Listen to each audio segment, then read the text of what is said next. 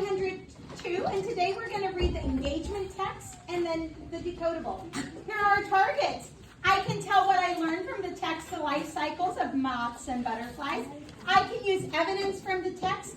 I can answer questions about the text, the life cycle of moths and butterflies.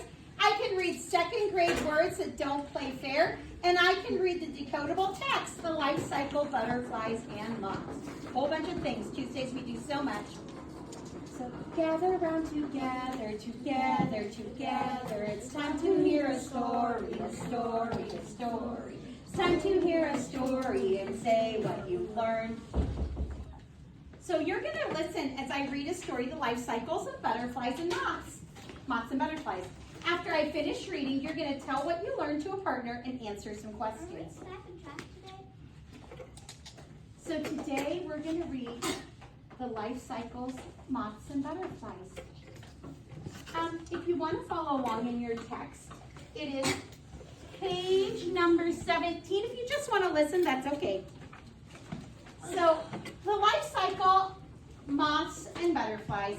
Butterflies and moths are insects. They're called advanced insects because they have a complete life cycle. This means that each of the 4 stages of their life cycle look completely different and serves a different purpose in the insect's life.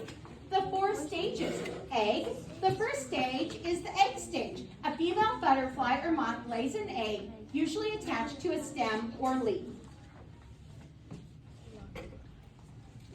Stage number 2, larva. A caterpillar or larva hatches out of the egg. A caterpillar is a worm-like creature that has legs. A caterpillar usually has some sort of interesting pattern on its body and sometimes has small hairs. This stage is when the most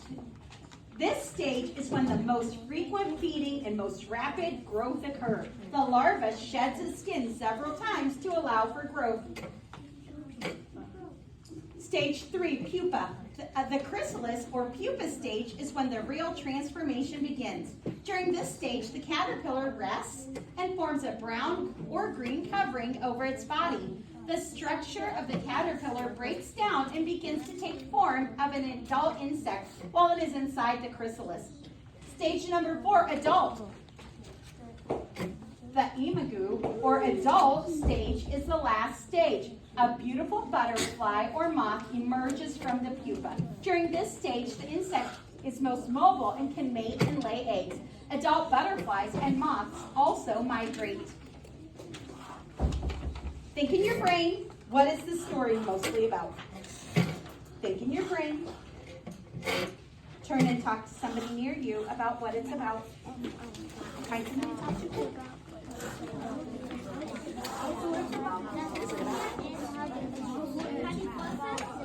What was it about? Learn about moths and butterflies.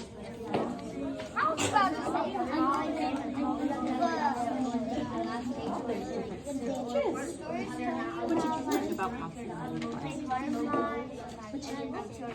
What? What was it?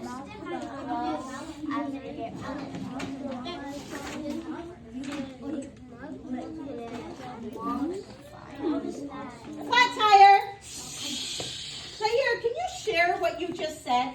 To me, that was great. I noticed that there's multiple stages of life. There's multiple stages of moths and butterflies' lives. That's right. What type of text is this? Is it fiction or non-fiction, Malachi? Why? What makes you think that? Telling you information about their life cycle. Oh, very good. Okay, here's a tough one. You might have to look at your text. What are the 4 stages in the life cycle of butterflies and moths? Look in your text if you're not sure. Alex. Fernando, can you do all 4? Yes. Okay. Egg,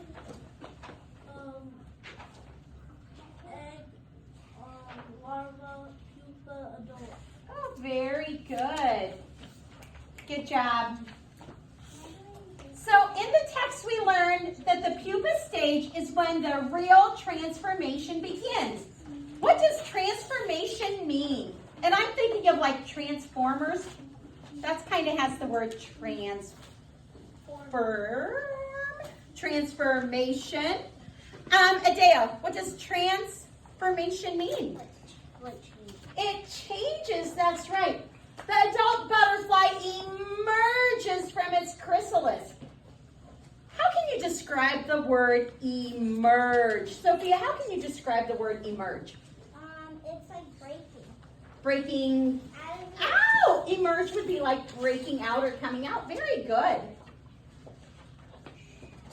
Why does the larva need to shed its skin? If you're not sure, look in the text about the larva. Shed means to break out of its skin. Why does it need to shed its skin, Ainsley?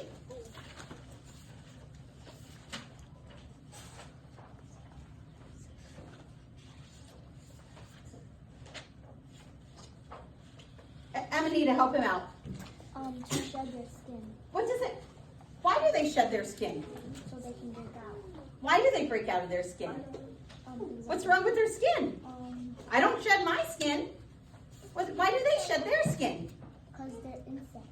They're insects. Tell us more, Adea. For growth. Oh, they grow. So insects like butterflies and moths, when they're in the larva stage, they grow and grow and grow, and then their skin gets too small, and so they have to break out and get a new skin. So now we're going to do some snap and trap. So I'm going to shut this off. It's kind of like clothes. Oh, So much, and then you have to get new. kinda, yeah. Except hopefully you get rid of your clothes before you start breaking out of them. But if you got too big and you didn't switch clothes, you might bust your clothes. Oh. So boys and girls, we know some words are easy to read and we don't have to put much thought into it. Sound them out, and those are sound snap words. We know some words are trap words, which we need to sound out to decode them. There's some tricky parts. So there might be a part that doesn't make sense. And so you have to kind of figure those out. So we've got our snap words and trap words, and it's in your book on page 18. Nope, not right now. In a sec. So boys and girls, here are your snap and trap words. We have inside. Nope, we're looking at them. Another. Isn't. Process. Similar. Usually. Your. Pretty. Inside. That's the one we started with. So I want you to look at inside. Is it snap or is it trap? And write it in your graphic organizer where you think it goes. Remember, everybody is learning different things. So it might be a snap for some people and a trap for some people. Is it snap or trap? Put it where you want. No, I will not. Not in the middle of instruction. Lucilia, snap or trap? Why? What makes it easy for you to read? Because if you don't put the E, it will say instead. Oh, and you know the magic E rule? Okay. Thank you. Our next one, another. Another. Look for the word another. Put it where you think. Another. Daniela, where did you put another? Snap. Why? Because it's easy to, because you need to know it since first grade. Oh, you learned it in first grade? Oh, okay. That might be tricky. There's the schwa sound. Put it where you think, Marley.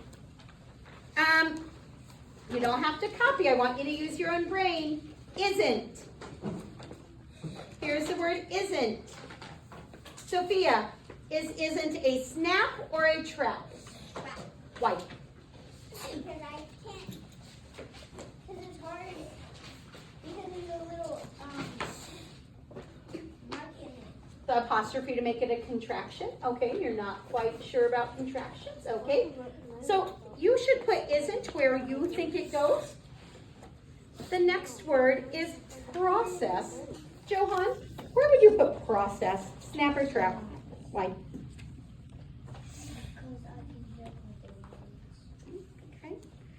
process where you think it goes. He says he can get all the sounds. I might put it over here because the C says to each side. Some C's say those. Sometimes they do, yep. Like in city. Similar, Alan. Similar, trap or snap. Snap or trap. Similar. What do you think? You're not wrong. Snap.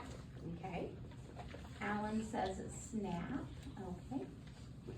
Put similar where you think it goes. Do your own thinking. Similar. Kyla, our next word is usually.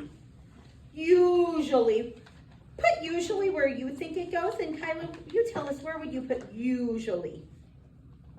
I would put it in trap. Why would you put it in trap? Because I can't hear the A. Usually. Oh, very good. Thanks for that wonderful explanation, Can I say Kyla. something about usually? Nope, because we need to keep going. You'll have to tell us later, honey. Uh-oh. Here's another contraction. Your. Amanita, where would you put your? Trap. Why? Because I can't hear the E. Oh, okay. I would say snap. We have a magic key. Well, but second grade, your is a contraction for you are. And in the word are, do you hear the magic E? Our final word, pretty. Where would you put the pretty little word pretty? Snap. Why? Because I can hear every single Pretty. sound. And we, I okay, know that sometimes Y says E. you know that. And we've learned the floss rule where we double consonants, okay?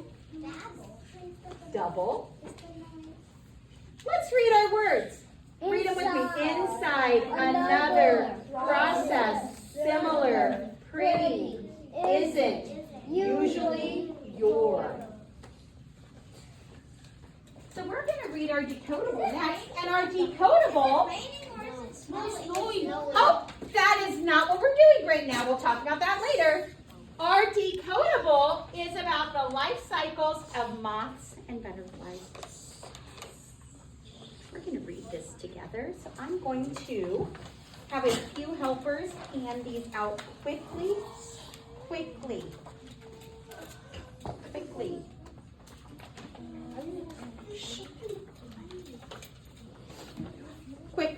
Quick hand them out.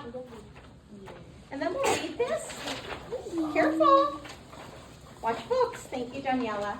Oh, we're going to stay on the carpet, Kazea, for just a little bit.